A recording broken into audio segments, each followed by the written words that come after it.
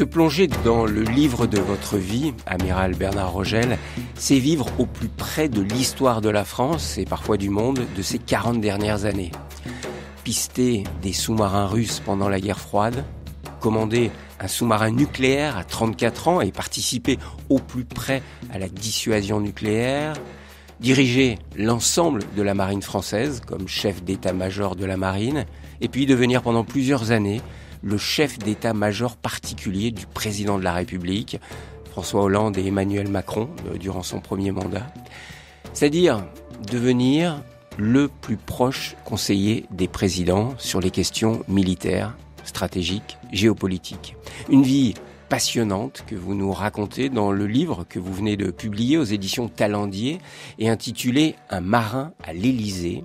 Alors, amiral Rogel, quand on a eu une vie active, très active, parfois trépidante, qu'est-ce que l'on ressent quand on se pose, comme vous l'avez fait, pour relire sa vie ? Bien, écoutez, écrire un livre, d'abord, c'est une expérience intéressante que j'avais pas envisagée du tout. Il a fallu la complicité et l'insistance de l'éditeur Talendier pour me convaincre d'écrire ce livre. Je dis, c'est pas facile d'écrire parce que quand on a vécu une vie de sous-marinier, quand on a vécu une vie dans l'ombre de président, on est habitué à cette ombre. Il y a une discrétion. Discret, et puis c'est pas dans notre culture de nous exposer. Je raconte dans ce livre quelques épisodes de la guerre froide en tant que sous-marinier. C'était des choses qu'on ne racontait pas à l'époque. La Grande Muette, là, le titre de la Grande Muette. Non, je vois pas parce que quand vous prenez le nombre de livres écrits aujourd'hui par des officiers, c'est assez colossal. Donc je crois pas qu'on puisse parler de la Grande Muette. En revanche, tout officier a ce qu'on appelle un devoir de réserve. Et si on essaye d'ouvrir les coulisses, comme j'ai essayé de le faire dans mon livre, pour mieux expliquer ce qu'est un militaire aujourd'hui, ce qu'est une prise de décision aujourd'hui, on n'ouvre pas les coffres. Donc on ouvre les coulisses, mais pas les coffres. Voilà, vous pouvez en dire, mais pas trop non plus. Oui, vous avez un devoir de réserve jusqu'à votre mort, de toute façon. Vous ne pourrez pas dire. Bien sûr. Il y a des surtout choses ce que vous avez auprès des présidents de la République. Que je garderai pour moi. Est-ce que vous avez été ému en relisant votre histoire, parce que vous êtes remonté jusqu'à votre enfance, quand vous vous êtes revu, petit garçon de 10 ans, qui disait à ses parents « Je veux aller à Tahiti et je serai amiral ». Oui, bien sûr, il y a une sorte d'émotion, et j'en parlais avec une de mes sœurs, pas plus tard qu'il y a 2 jours, et qui m'a dit qui aurait cru ça. Et c'est l'impression que ça m'a fait en écrivant ce livre, c'est qui aurait cru ça. Et en même temps, parce que vous n'êtes pas un fils d'eux, vous n'êtes pas un fils d'amiral, vous n'êtes pas un petit-fils d'amiral. Je suis d'une famille de monsieur et madame tout le monde, et j'en suis fier. Famille modeste. Et une famille modeste, mais qui se plaignait pas et qui vivait sa vie. Donc c'est effectivement un parcours que je qualifie moi-même d'extraordinaire, au sens très littéral du terme, donc un parcours extraordinaire d'un type ordinaire. Qui n'aurait, pas dû se trouver à ces responsabilités que vous avez eues. C'est l'ascenseur social de la France qui permet ça. La République, l'école de la République. Oui. Je crois qu'il y a à la fois la possibilité que donne la France de monter, de franchir alors j'aime pas le terme d'ascenseur social, je préfère le terme d'escalier social, parce que chaque marche se gagne avec sa sueur et son travail. Et puis il y a aussi peut-être une leçon que je développais samedi dernier à Douarnenez avec la maman d'un jeune qui vient de s'engager à l'école des Mousses. Je lui ai dit, tout est affaire de volonté. Et j'aime bien citer la phrase que citait le général Georges Lain, dont j'ai été l'adjoint et qui nous a quittés malheureusement il y a peu de temps. Il disait, là où il y a de la volonté, il y a un chemin. Et c'est ce que j'ai voulu montrer au travers de ce livre aussi. Là où il y a de la volonté, et c'est le message que je délivre aux jeunes, là où il y a de la volonté, il y a un chemin. Vous avez été élevé dans le culte du travail salvateur, dites-vous, notamment par votre grand-mère. Oui, parce que c'était une époque qui paraît lointaine aujourd'hui, mais dans lequel seul le travail vous permettait de franchir des étapes et de vous élever dans la vie. Et comme vous l'avez dit, moi je suis issu d'une famille modeste, et le travail était au cœur de tout. C'est-à-dire qu'on savait très bien que si on ne travaillait pas, ou si on n'avait pas de volonté, bien on resterait à notre niveau. Et c'est un peu, si vous voulez, c'est ce que j'ai retrouvé dans la Marine nationale, c'est cette marche en avant permanente. C'est-à-dire que la Marine nationale, pour valoriser les gens, les marins, on leur demande d'avancer. C'est-à-dire qu'il reste rarement, vous ne trouverez pas un marin qui restera 20 ans à la même place. On lui demande d'avancer, et c'est cet escalier social que vous évoquiez à l'instant, qui est très valorisant. Et il est encore possible aujourd'hui, parce que vous êtes né en 1956. Oui. Est-ce qu'un jeune qui a 20 ans aujourd'hui peut rentrer dans la Marine nationale et un jour devenir amiral? Vous savez, on a une école formidable dont j'ai fait un peu de promotion au travers de ce livre, qui s'appelle l'École des Mousses. L'École des Mousses, c'est une école qui recrute les jeunes qui veulent quitter le cursus scolaire pour des raisons diverses à l'âge de 16 ans. Et ils viennent dans la marine, ils font cette école de Mousse, donc ils démarrent au plus bas de l'échelle, et il y en a qui arrivent amiraux. Donc on n'a pas besoin de faire l'école navale et d'être très brillant en mathématiques pour devenir amiral. Donc c'est plus facile quand vous faites l'école navale, parce que vous êtes inscrit plus haut dès le départ dans le cursus. Vous commencez comme jeune officier, mais c'est valable pour tout le monde. Visage, Thierry Lyonnais. Amiral Bernard Rogel, on ne va pas faire tout le parcours de toutes les formations que vous avez suivies. On va aller directement sur l'eau. Vous avez fait l'école navale, vous êtes marin, et vous dites, sur l'eau, je me sentais véritablement chez moi. Expliquez-nous ça. C'est parce que vous êtes breton, vous êtes né au bord de l'eau à Brest, que vous êtes tout de suite à l'aise sur un bateau? Il y a probablement, pardonnez-moi, il y a probablement une sorte d'atavisme, etc. Mais vous savez, dans la Marine nationale, quand on fait un petit sondage, il y a à peu près 25% des gens qui sont bretons. Donc une forte colonie, si je puis dire, de Bretons dans la marine, mais il y a aussi 25% des gens qui viennent d'Alsace-Lorraine. Donc tout ça pour dire qu'il n'y a pas besoin d'être breton pour arriver et faire une carrière dans la marine nationale. Les 50% autres venant de différentes régions de France. Donc je crois que c'est, comme je l'explique dans mon livre, j'ai toujours été attiré par la mer. Et j'ai toujours été attiré par la mer parce que c'était une époque socialement difficile, ma jeunesse. C'était mai 68, donc c'était une période extrêmement troublée. Et pour moi, c'était la mer, c'était le rêve et la découverte.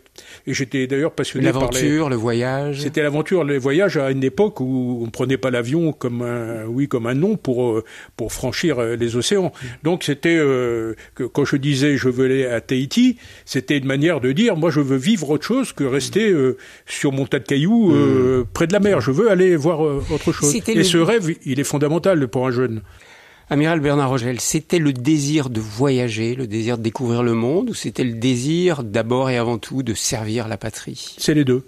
Ce sont les deux. Je disais souvent, auparavant, que j'ai choisi d'être marin avant d'être militaire, mais en réalité, c'est aussi quelque chose que m'ont appris mes parents et ma grand-mère, c'est le besoin de servir les autres.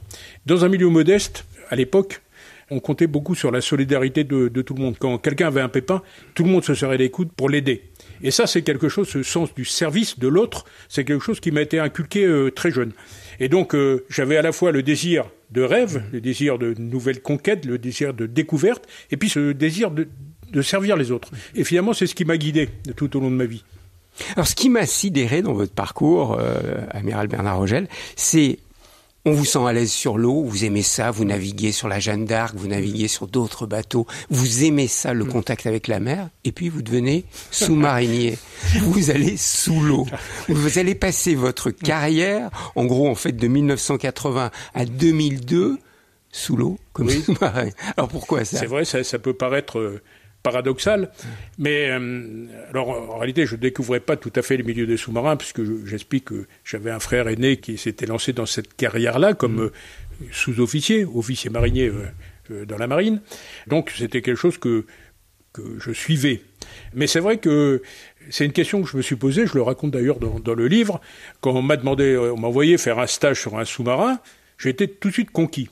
Qu'est-ce qui vous a plu alors? Dites-nous tout de suite, qu'est-ce qui vous a fasciné dans le sous-marin? J'étais conquis par la patte humaine des sous-marins. Quand vous êtes sur un sous-marin, vous dépendez de tout le monde. J'ai souvent l'habitude de dire on vit pour les autres, sur les autres, par les autres. Plus que sur un bateau. Ah oui, parce qu'il y a une notion de sécurité. Quand vous allez sous l'eau, il y a une notion de sécurité très importante. Et finalement, votre vie vous la confiez, votre vie d'officier, vous la confiez au plus simple matelot. S'il fait une bêtise, tout le monde va au fond. Donc ce respect de l'autre, cette confiance en l'autre, cet esprit d'équipage, qui est une expression que je cite souvent, il est particulièrement fort sur les sous-marins. Il est vrai ailleurs également, mais il est particulièrement fort sur les sous-marins. Et puis c'est un milieu où finalement on s'impose plus par sa compétence que par le grade. Et ça, c'est assez fantastique aussi. Moi, les gens qui m'ont formé à bord des sous-marins, ce sont des sous-officiers. Pourtant, j'étais lieutenant. Donc, ça peut là aussi paraître étrange. Ça veut dire qu'il faut connaître tous les postes aussi. À l'époque, il fallait connaître tous les postes. C'est moins vrai aujourd'hui. C'est toujours vrai aujourd'hui, mais c'est plus complexe sur un sous-marin nucléaire qui est beaucoup plus grand. Mais sur les sous-marins classiques, qui étaient des sous-marins... je ne vais pas dire à échelle réduite, mais plus petit, c'était la règle qu'on commence la première année par découvrir tout le sous-marin et l'impératif à la fin de cette première année, c'est que vous sachiez remplacer n'importe qui à bord. Et ça change fondamentalement. Parce que vous avez le respect des autres et vous avez la confiance des autres. Et ça, c'est quelque chose d'extrêmement fort. C'est pour ça qu'il n'y a pas d'uniforme quand on est dans le sous-marin, il n'y a pas de grade. Alors, aujourd'hui, on est tous c'est un peu moins folklorique, si je puis dire, si je peux employer ce terme, que quand je suis rentré dans les sous-marins, mais quand j'y suis rentré, nous étions en jean et en t-shirt, et il n'y avait pas un seul grade apparent. Aujourd'hui, tout le monde, heureusement, ça a un peu évolué, on a des combinaisons anti-feu, etc. Mais c'est vrai il n'est pas besoin de prononcer son grade. Chacun est là où il doit être. Et chacun fait tout pour les autres. Et ça, c'est formidable. Alors, Amiral Bernard Rogel, vous allez nous aider à comprendre un petit peu ce monde des sous-marins, et notamment des sous-marins nucléaires. On en entend parler. On sait qu'ils sont là. On sait que la France en a. Combien actuellement ? Alors, la France a 6 sous-marins nucléaires d'attaque et 4 sous-marins nucléaires lanceurs d'engins. Alors déjà, intéressant.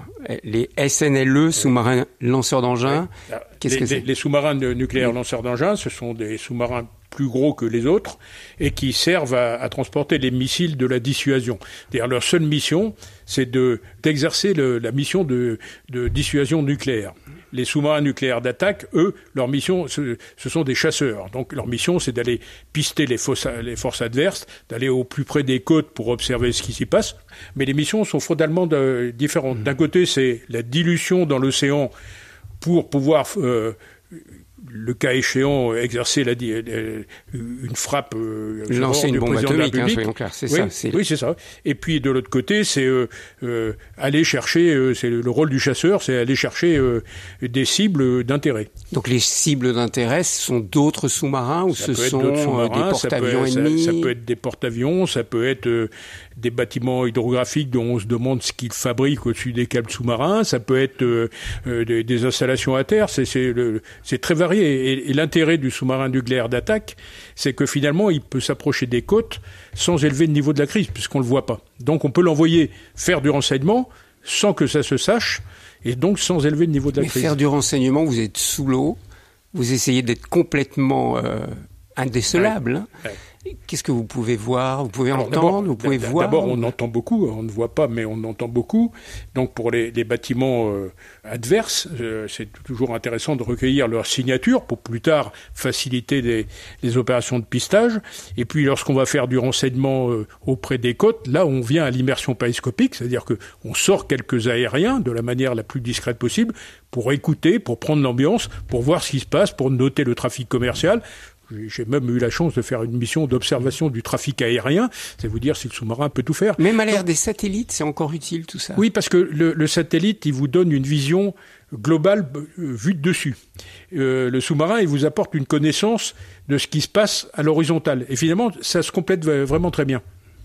Alors, Amiral Bernard Rogel, vous avez été commandant de ces fameux sous-marins nucléaires lanceurs d'engins qui portent ces ogives. Qui tourne en permanence. On en a combien en permanence, nous, en France ? Le contrat, aujourd'hui, c'est 1 au moins en permanence. 1 au moins. Et en cas d'alerte de tension ? Oui, les 4 partiraient probablement. Donc, avec la possibilité de lancer des ordres du président de la République. Il n'y a que lui qui peut donner cet ordre. Il n'y a que lui qui peut donner cet ordre-là. Comment on est, intérieurement, quand on commande un sous-marin comme celui-ci ? On vous envoie en mission, vous êtes là pendant 80 jours, je crois. Entre 70 et 80 jours, oui. Vous êtes sous l'eau, le plus discret possible. Vous tournez avec vos ogives nucléaires. Ce sont des vraies ogives nucléaires que vous avez. Et au signal du président de la République, vous pouvez envoyer cette bombe qui va être bien plus puissante que les bombes d'Hiroshima et de Nagasaki. Aujourd'hui, elles sont combien de fois plus puissantes que Hiroshima et Nagasaki? Nagasaki, c'était 20 kilotonnes. Chaque missile aujourd'hui embarqué transporte 6 ogives d'un peu plus de 100 kilotonnes. Donc vous voyez, c'est assez considérable.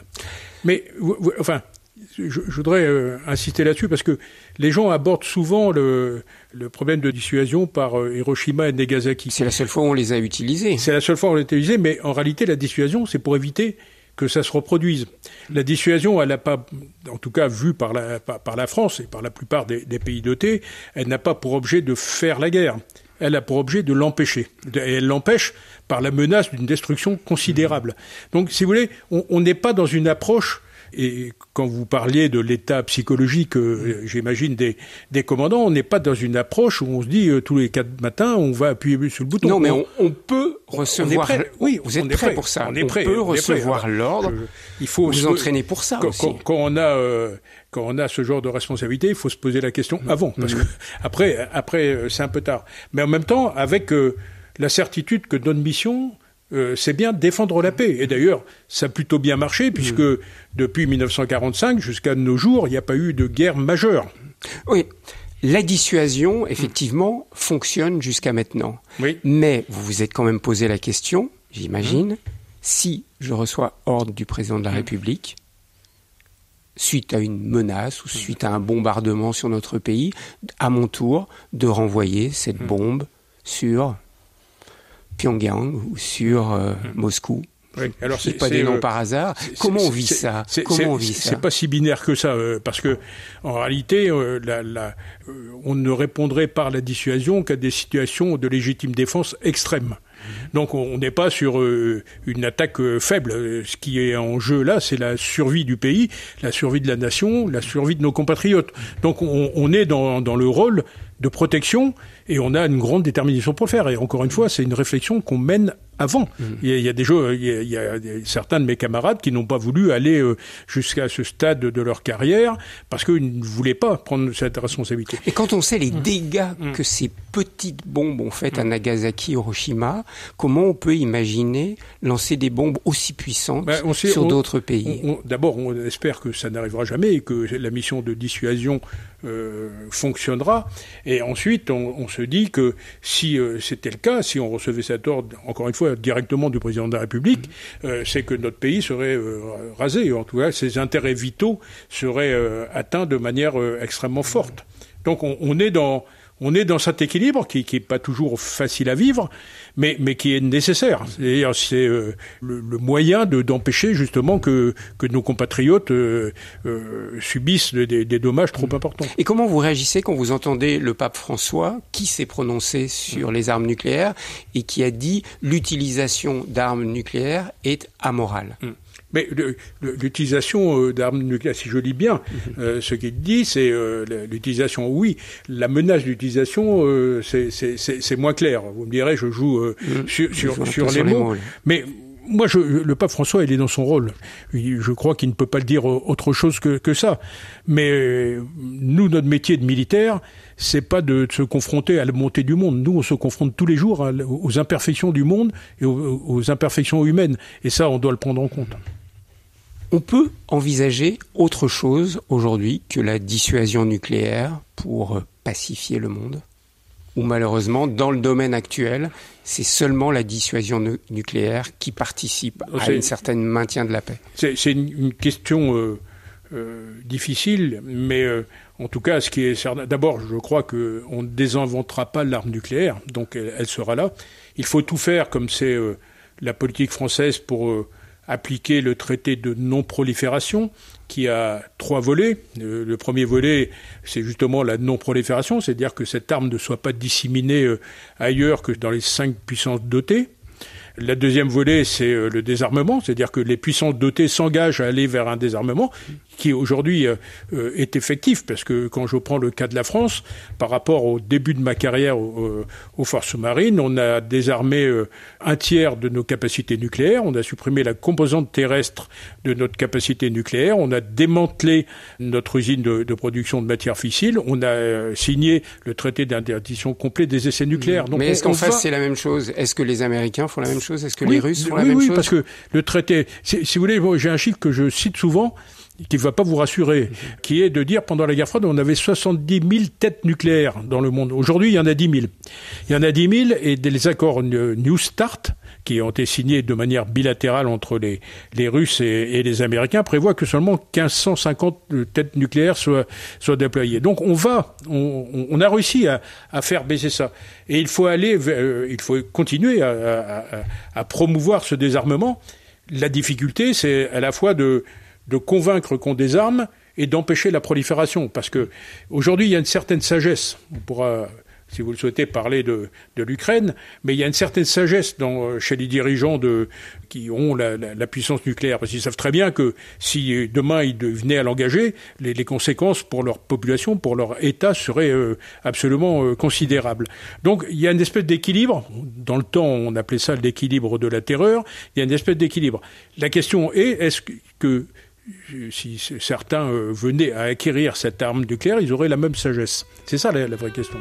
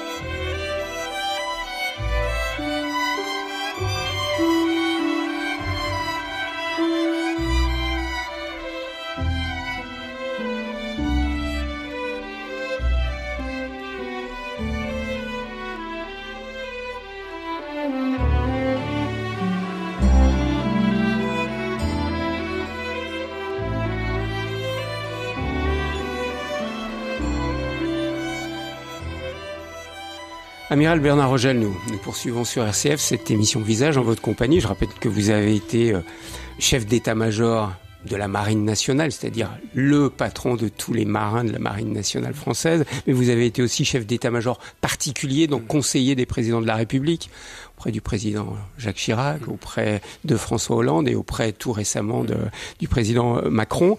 Vous avez beaucoup travailler sur la maritimisation du monde. Ça, c'est un domaine qui vous tient à cœur. Vous avez théorisé sur cette notion-là. Alors, on dit, la France est une puissance maritime. C'est vrai? La France est réellement une puissance maritime? C'est vrai. Alors attention, il ne faut pas uniquement considérer la puissance conférée par la Marine nationale, qui est une marine d'exception, et qui est parmi les meilleures au monde, même si elle n'a pas le format de la marine des États-Unis d'Amérique ou de la Chine. Ou de la Chine. Mais en tout cas, on a une vraie marine opérationnelle compétente avec des forces morales importantes. Et moi, je ne manque pas de saluer le courage et le sens du service de nos marins. Mais c'est une part de cette puissance maritime. Le reste de la puissance maritime, c'est par exemple la zone maritime. Notre zone maritime, c'est la deuxième au monde. 11 millions de kilomètres carrés. Et ça nous donne une force incroyable que nos concitoyens perçoivent mal, c'est que ça nous rend voisins du monde. C'est pour ça que nous gardons des petites îles parfois même des rochers inhabités dans certaines parties du monde. Je me souviens d'avoir été aux îles Glorieuses, qui appartiennent à la France. Il y avait personne sur ces îles. Ou Wallis et Futuna. Wallis et Futuna, il y a du monde. Là, il y a des habitants. Non, en revanche, Clipperton. Mais Clipperton, vous êtes allé, vous avez.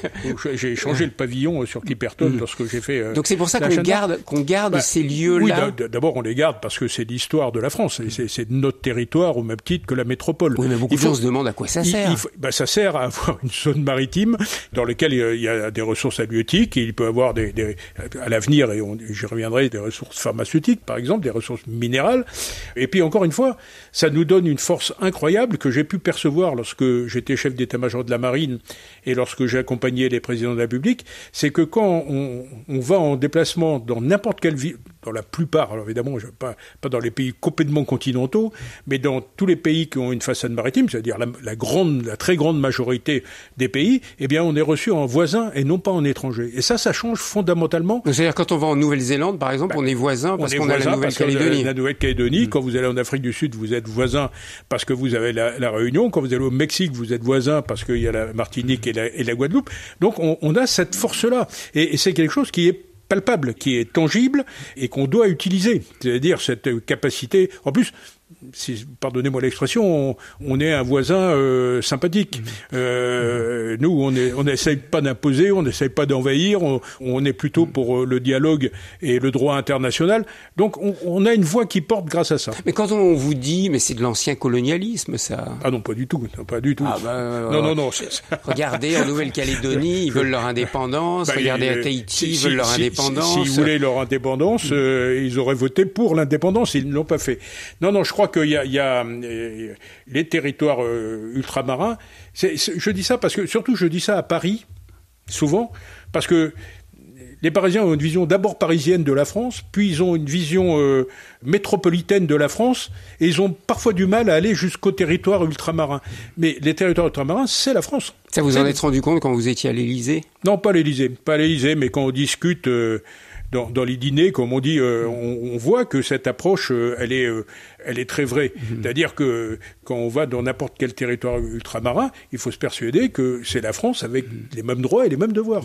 Alors, puissance maritime, on l'a vu. Est-ce qu'on est vraiment encore une puissance militaire, Bernard Rogel ? Oui, alors, ou est-ce qu'on est tout petit, on est des nains à côté de la Chine ou des États-Unis ? Alors, vous ne me ferez pas rentrer dans un discours misérabiliste, n'essayez même pas.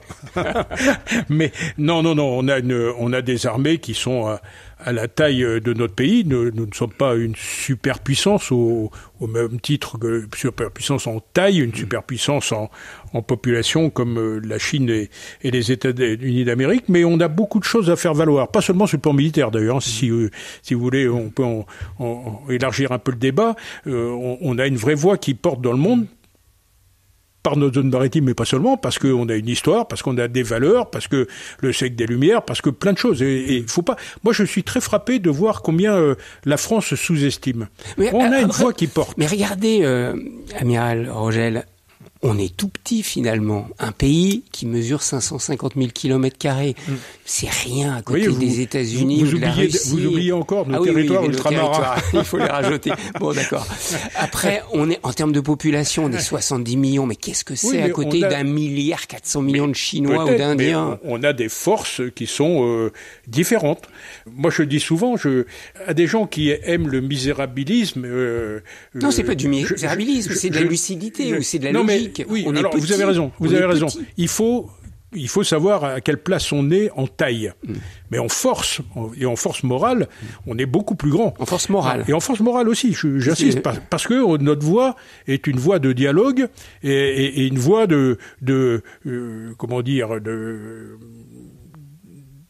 j'allais dire bonté, c'est sans doute un peu trop fort, mais en tout cas une voix qui respecte le droit international, une voix qui porte pour la défense des droits de l'homme, une voix qui porte pour nos valeurs. C'est parce qu'on dialogue avec tout le monde ?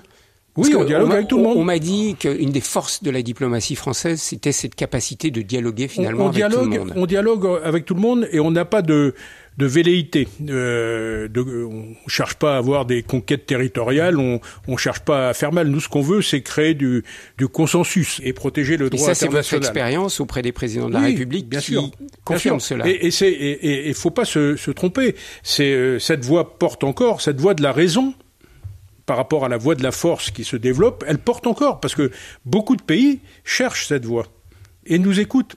Et quand le président dit... Ou nous écoute pas, malheureusement. On l'a vu là avec l'Ukraine. On a vu combien le président Macron, auprès duquel vous avez été toute la période du premier mandat. Vous n'étiez pas auprès de lui pour cette crise de l'Ukraine, mais vous avez été avec lui lors de tout son premier mandat. Vous avez vu à quel point il a voulu dialoguer avec le président Poutine. Il a eu raison de pouvoir dialoguer jusqu'au bout. Mais ça n'a pas marché. Ça peut pas marcher tout le temps. J'aimerais vous dire, mais vous avez sur le moment des voisins turbulents et d'autres voisins sympas. C'est le voisin turbulent. Vous commencez pas pour parodier les tontons flingueurs. Vous commencez pas par lui mettre un bourre-pif. Vous cherchez à lui parler, vous cherchez à le convaincre, vous cherchez à l'amener sur la voie de la raison. Il y a des fois ça marche, il y a des fois ça marche pas. Mais la culpabilité, ça serait de ne pas essayer. Et donc, pour revenir à ma question, Bernard Rogel, on compte vraiment aujourd'hui, d'un point de vue militaire et diplomatique dans le monde. Parce que là, du point de vue diplomatique, c'est certain, notre voix porte. D'abord aussi parce que nous sommes un membre permanent du Conseil de sécurité de l'ONU, mais pas seulement. Nous avons aussi des arguments à faire valoir dans le dialogue et dans la recherche de compromis, etc. Et encore une fois, cette notion de puissance d'équilibre avec un S, elle est très vraie et elle est recherchée par la plupart des pays. Alors effectivement, pas par les pays velléitaires, mais par les pays qui veulent un monde en paix. Elle est recherchée. Et je crois que le danger aujourd'hui, si vous voulez, c'est que on voit bien que les stratégies de puissance reviennent au premier plan par rapport au dialogue. Et on voit un affaiblissement du multilatéralisme.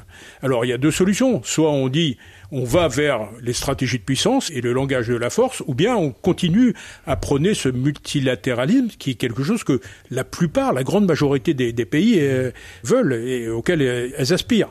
Si vous voulez, ça serait trop facile à la limite de dire bien on va vers la force, alors qu'il y a toujours une voie pour le dialogue. Donc je crois que cette diplomatie porte. Pour revenir à votre question sur la puissance militaire, c'est pas seulement une question de taille.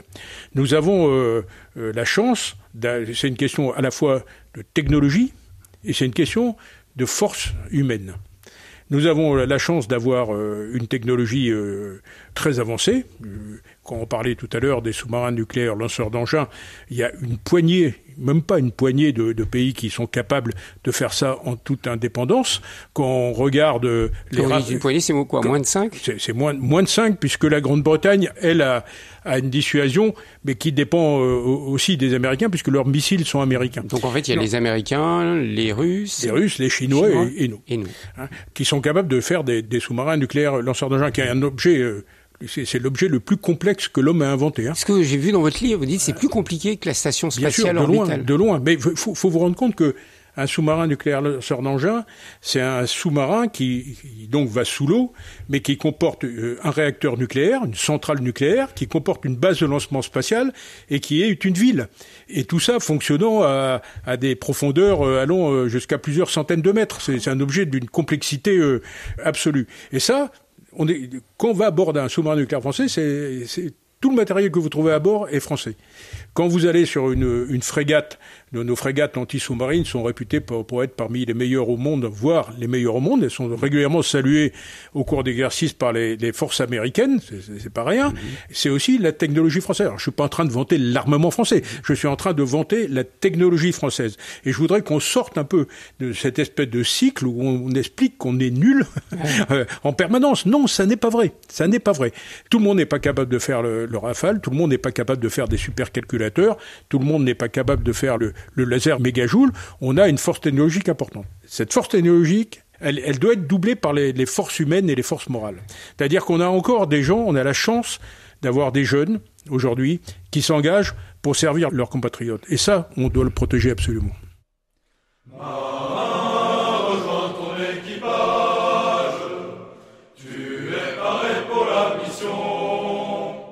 Bientôt commence l'appareillage du patrouilleur.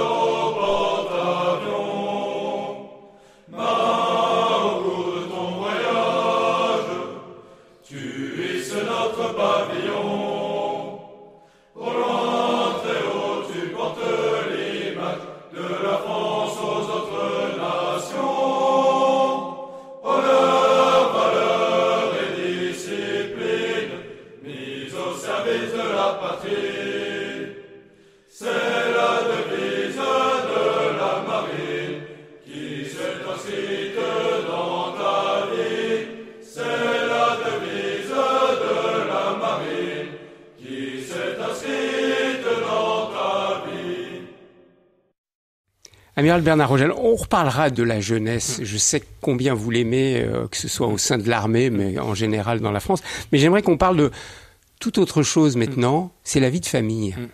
Parce que, on le voit en vous lisant, vous dites, ma famille, ça a été mon refuge. Vous êtes marié jeune, et tout de suite, à peine marié, vous êtes parti embarquer sur la Jeanne, plusieurs mois, autour du monde. Et puis avec la carrière que vous avez eue, en vous lisant, je me suis dit, mais comment a été sa vie de famille ? Alors dites-moi, comment on fait pour associer une vie d'officier de marine ? D'abord, on va parler de ça. Après, on parlera de la vie à l'Élysée, parce que là, ça devait être encore pire. Mais parlons-nous déjà de la vie de marin. Vous partiez parfois combien de mois sans voir votre femme ? Sur la Jeanne d'Arc, on partait près de 6 mois à l'époque. Et ensuite, c'était... alors sur les sous-marins nucléaires, c'était des patrouilles de 3 mois à peu près.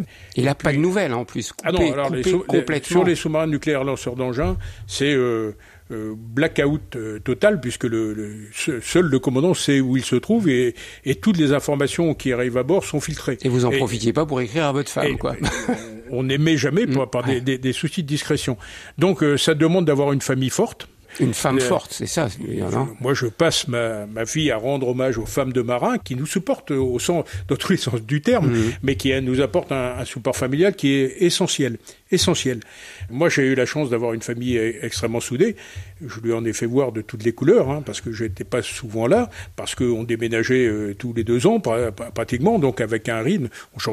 Mes enfants ont changé d'école, etc. Donc ça veut dire que tout le monde paye ça d'une certaine manière. C'est-à-dire votre épouse doit accepter de déménager tous les 2-3 ans. Vos enfants de perdre leurs copains d'école et de déménager. Comment ils ont réagi ? Ils ont réagi bien, heureusement. Mais ils ont réagi parce que ils sont, je crois, les familles de militaires sont imprégnées dans ce sens du service de l'État. C'est-à-dire qu'elles comprennent ce qu'on fait et elles comprennent pourquoi on le fait. Et ça, c'est tout à fait important. Et puis, vous savez, je le dis, je crois, dans mon livre, c'est aussi le lieu de mouillage sûr où on vient s'abriter quand il y a des tempêtes de toutes sortes ou des coups de vent de toutes sortes. Et ce cercle familial, il est essentiel. Essentiel parce que c'est celui qui vous permet de respirer un peu. Vous avez cité les postes que j'ai eus, c'était des postes où on faisait beaucoup d'apnée familiale, comme je le dis dans le livre, mais ce cercle familial, il est tout à fait essentiel. Et puis vous savez, assez étrangement et peut-être paradoxalement, je trouve que le métier de marin renforce encore le couple. C'est-à-dire que finalement, on se retrouve encore avec plus de force, avec ma femme, avec mes enfants.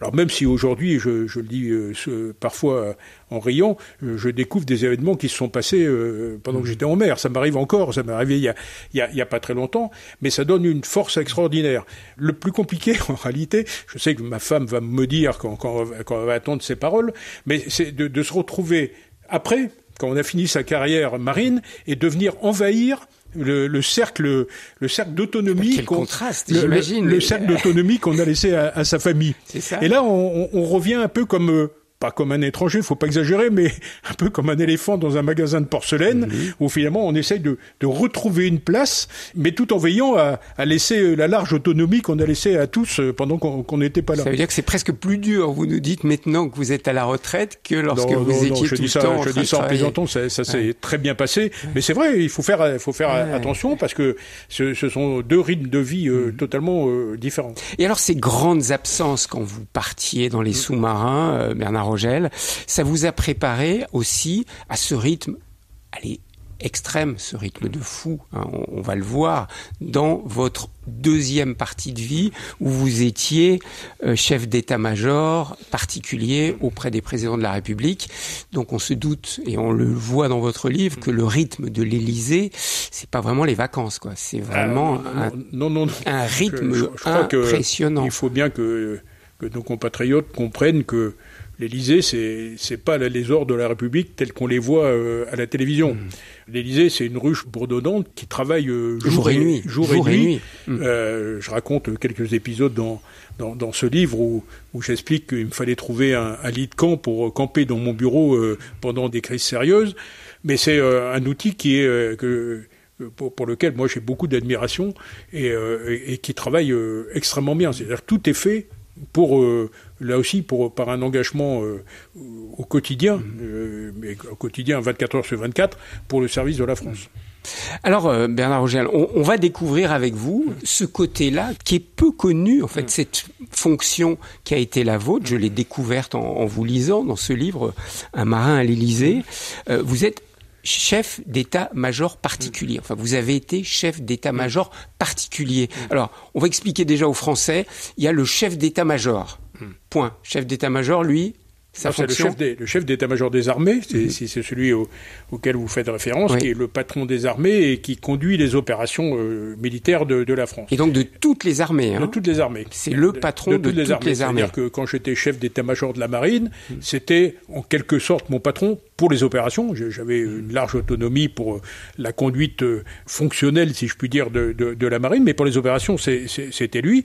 Et puis vous avez un chef d'état-major particulier qui est placé auprès du président de la République et qui est, si je devais le résumer en quelques mots, qui est son conseiller militaire et stratégique. Alors pour la partie stratégique, on partage cette tâche avec le conseiller diplomatique, je l'explique dans mon livre, mais on est auprès du président pour lui servir de conseil, pour lui amener une vision stratégique, pour lui amener aussi, pour lui tirer la manche quand on pense que quelque chose ne va pas bien dans une opération. Alors tout ça se fait pas contre le chef d'état-major des armées. C'est ce que j'allais dire. À quoi ça sert ? Est-ce que c'est pas double emploi ? Est-ce que c'est pas le chef d'état-major des armées qui devrait être proche du président de la République ? Non, parce que alors c'est la surveillance des opérations, c'est l'une des fonctions du CEMP qui n'a pas à faire d'entrée dans le périmètre du chef d'état-major des armées, mais dont le rôle est essentiel parce que, en quelque sorte, j'aime bien le présenter comme ça, c'est un traducteur du politique vers le militaire et du militaire vers le politique. C'est-à-dire que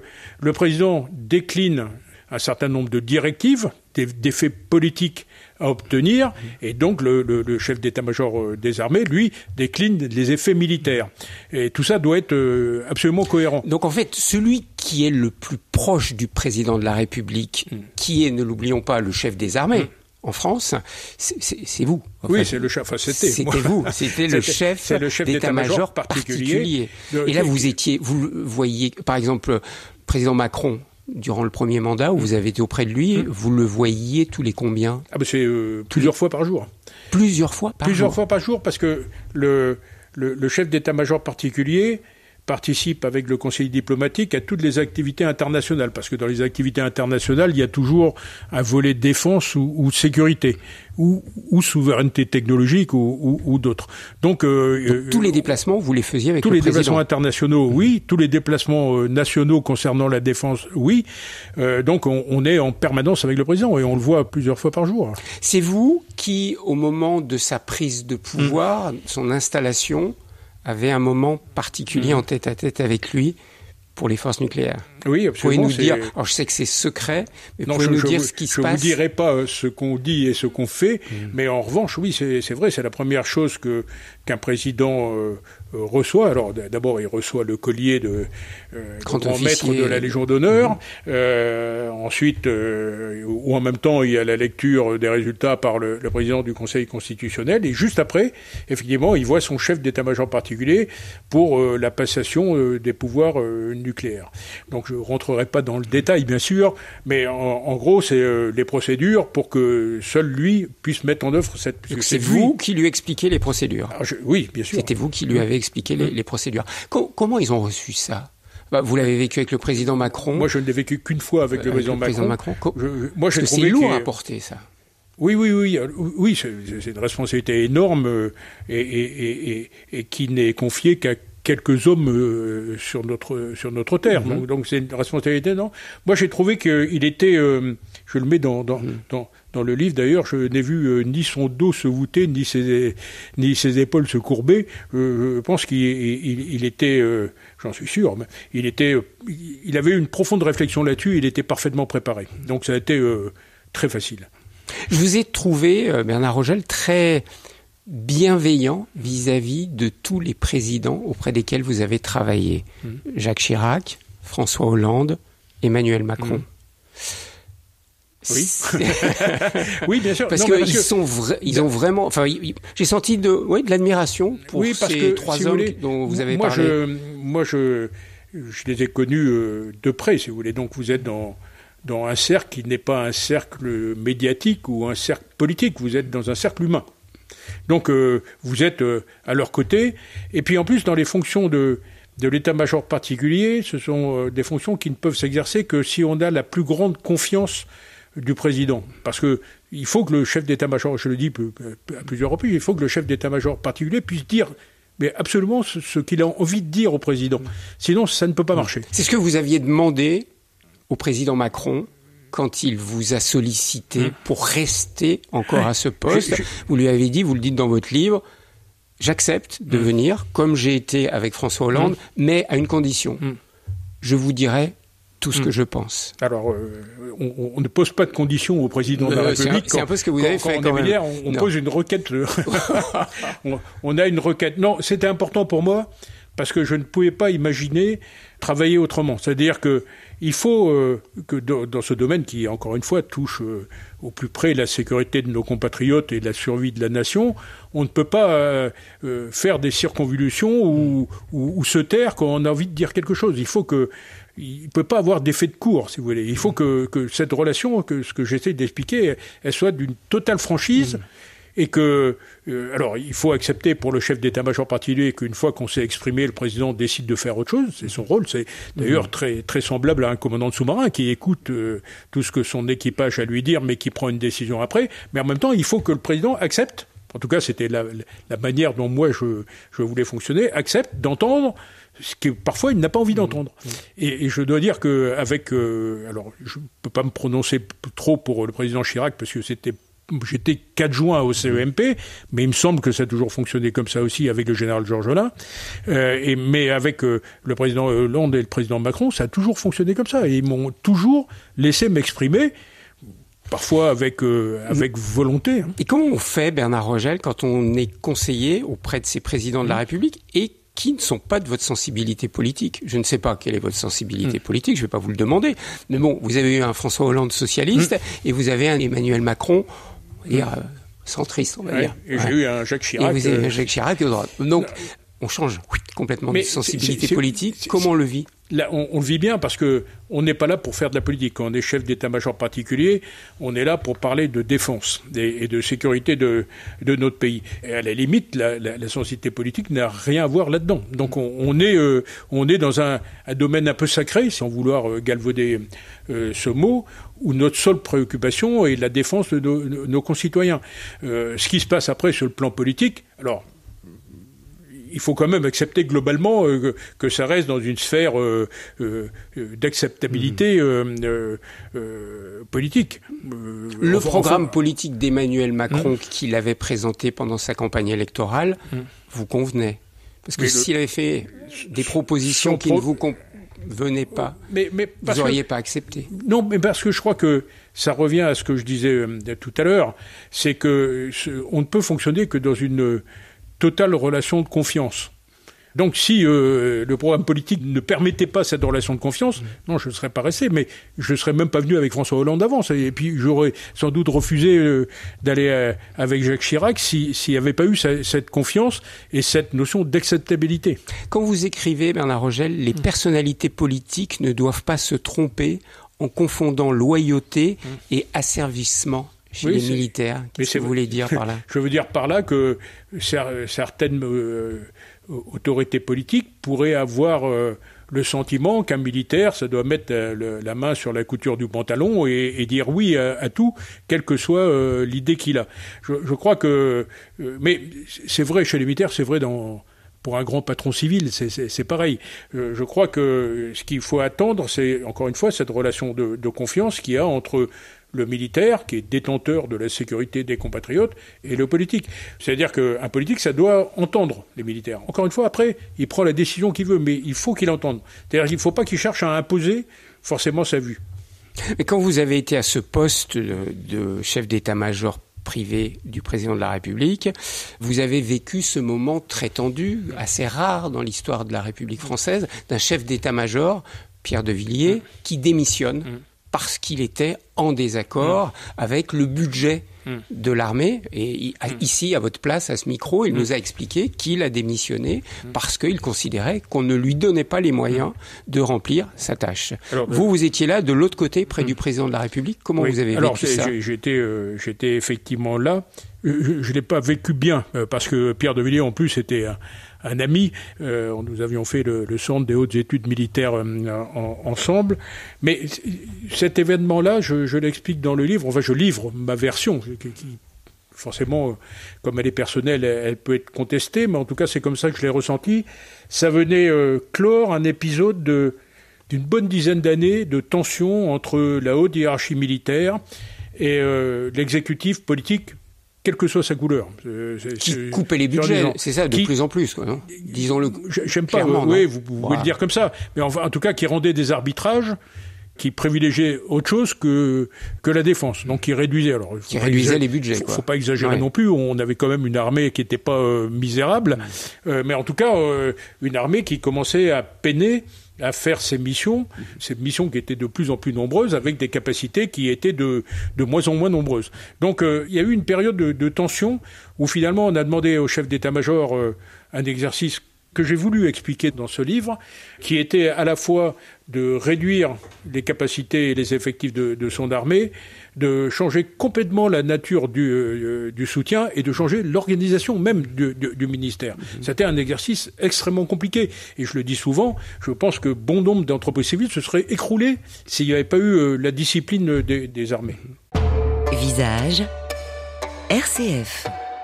Il nous faudrait des heures, amiral Bernard Rogel, pour parler de la situation dans laquelle nous sommes actuellement. Vous avez connu le monde pendant la guerre froide, bien sûr après l'écroulement de l'URSS, et puis le monde actuel. Ouais. Donc il nous faudrait des heures, bien sûr. Mais est-ce que le monde est vraiment en train de changer complètement ? Oui. La réponse est définitivement oui. On a un monde qui évolue. Alors, un monde statique, si on se réfère à notre histoire, on le voit, c'est des périodes des modèles stratégiques, c'est des modèles qui durent à peu près une vingtaine d'années. Puis tous les 20 ans, il y a des bouleversements technologiques, des bouleversements stratégiques, qui font que le modèle change. Là, il faut se persuader que le modèle qui avait structuré le monde, le modèle de relations internationales qui avait structuré le monde après la dislocation de l'Empire soviétique est définitivement arrivé à son terme. On a un retour des stratégies de puissance, on a une mondialisation de la puissance, alors qu'auparavant elle était plutôt concentrée dans les mains occidentales.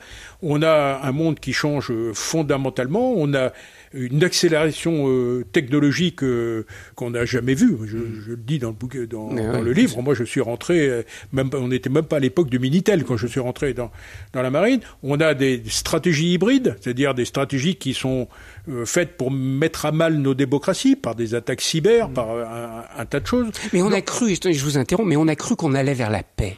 Vraiment, on a cru qu'avec l'écroulement de l'Union soviétique, on allait vers un système à l'occidental, vers la paix. Et oui, mais c'est pas vrai, parce que on a encore une fois une redistribution des puissances un peu partout. On parlait tout à l'heure de la Chine. La Chine aujourd'hui construit une fois la marine française tous les 3 ans. Donc on voit bien que elle s'arme et elle cherche à être plus puissante que les États-Unis. Elle cherche à être au moins aussi puissante que les États-Unis sur le plan maritime. On voit l'Afrique qui change complètement de visage parce qu'elle devient de plus en plus jeune. Il y a une explosion démographique en Afrique qu'il faut aussi prendre en compte. Donc on voit bien que on est dans une période de bouleversement stratégique et que le modèle d'avant, il est arrivé à son terme. Mais ça veut dire que notre modèle a échoué. Prenons l'exemple de la France. La France a essayé d'importer le système démocratique en Afrique. Alors, non, nous n'avons pas échoué. Je pense qu'il faut se rendre compte que l'ensemble du système bouge, mais encore une fois, comme il bouge tous les 20 ans, reprenons notre histoire, on voit bien que tous les 20-30 ans, on a un bouleversement stratégique. Donc aujourd'hui, ça bouge. Donc il faut en tenir compte. Notre problème, je trouve, à nous occidentaux, c'est qu'on a tendance à se figer dans des modèles. Or, aujourd'hui, ce modèle, il est complètement vibrionnant. Il bouge de partout, et donc il faut s'adapter très rapidement. C'est ce que j'appelle ça l'âge de l'impatience dans mon livre. Il faut s'adapter en permanence à une donne géostratégique qui change extrêmement vite. Et ça, il ne faut pas qu'on loupe ces virages-là. Vous pensez que nous allons vers la paix ou nous allons plutôt vers de grands risques de guerre? On va vers une période qui sera plus instable, qui ne pourra pas être comprise avec le modèle d'avant. Donc c'est ce que je veux dire en disant qu'il faut qu'on change de modèle intellectuel sur pas mal de choses.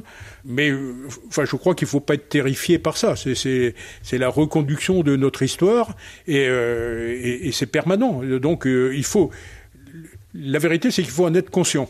Je crois qu'aujourd'hui, on en est conscient, on en a tiré les conséquences, en tout cas, si j'en crois les 2 dernières lois de programmation militaire pour ce qui est de la partie militaire. Donc, ne soyons pas terribles. Je ne voudrais pas paraphraser quelqu'un de célèbre en disant « n'ayons pas peur », mais c'est le cas.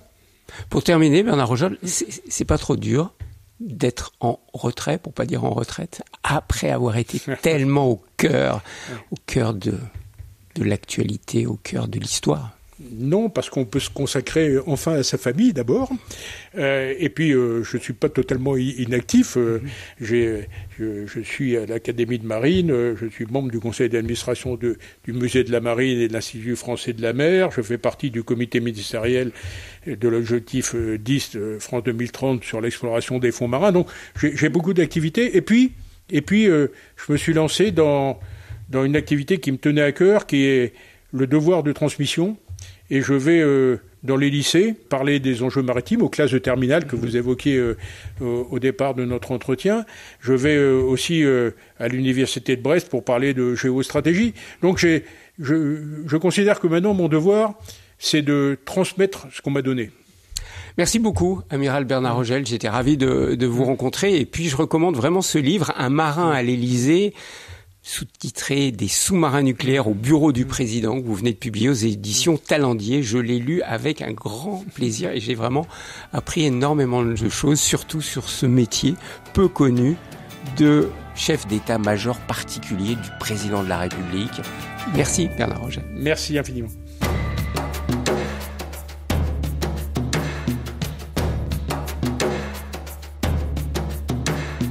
Visage, une émission proposée par Thierry Lyonnais, réalisation technique Philippe Faure.